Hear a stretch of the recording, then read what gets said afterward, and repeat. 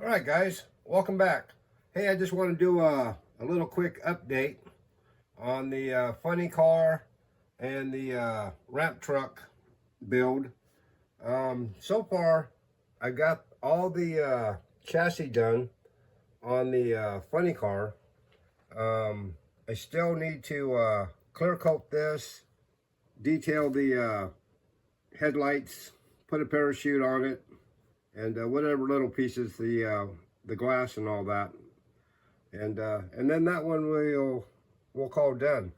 Let me show you what I have done. Let me pull that off of there.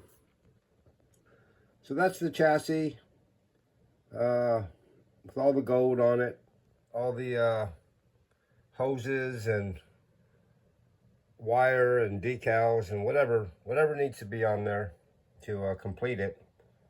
And yeah, I'm gonna call that finished. That's the car there. The next step will be to start on the truck.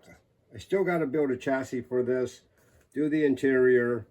I'm gonna probably silver out these ramps on the back of the truck so they won't be green. And when I do the chassis, I want this truck to lay flat on the table, because it's just basically a display piece for the car itself. And yeah, I think it's going to be really cool when it gets done. Let me just kind of show you around. You know, I had some questions about how to do this cobwebbing. So I'm going to make a little video and show you.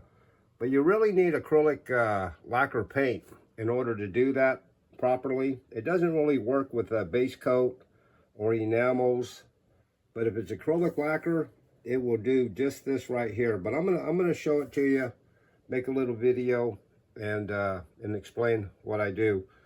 The 54, she's still sitting and waiting.